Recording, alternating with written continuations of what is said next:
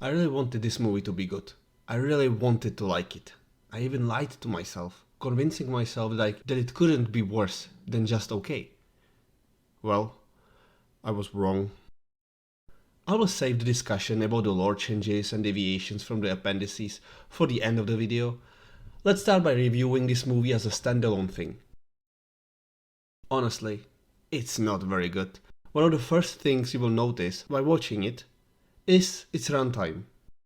It's more than 2 hours long and you feel every minute of those 2 hours. The pacing is terrible and the flow of the story is unfocused and confusing, especially for someone who is unfamiliar with the source material. The characterization is painfully basic and dull. It feels like they picked stereotypical temperaments for each character and called it a day. The characters feel more like walking tropes than actual people. When they make decisions, it doesn't feel like those decisions come from the characters themselves. Instead, it feels like the plot forces them to act in ways that often make little sense. One of the worst examples of this is Wolf. As the main antagonist, he's completely inconsistent in his goals and motivations throughout the movie. How does the war of the Rohirrim actually handle the war? Well, first of all, it doesn't even feel like a war. The battles and fight scenes are poorly executed. Honestly, they are awful. Especially the larger battles. They lack engagement and are mostly confusing, as you never get a proper sense of the character's position. Instead, characters seem to teleport across the battlefield as the plot wants. In the end, this movie is an average, boring disaster with bad pacing.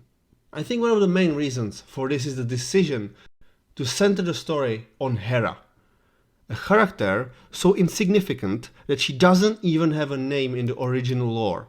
And I think the horrible pacing is caused by them wanting to keep the overall story from the book intact, but still shoehorning their own story about a girl that doesn't need a man and it's amazing and everything. Why do that? Why sacrifice the story of Helm Hammerhead like this? It makes me angry, because Helm's story could have been so great, but it's not. Not even average fantasy. Such a waste of potential. In the end, this movie is a disappointment. It's slightly better than Rings of Power, but not by much. And it doesn't feel like Tolkien at all.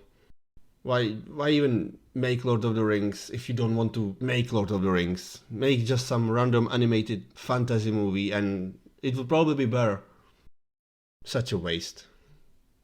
SpacMonkish, signing off.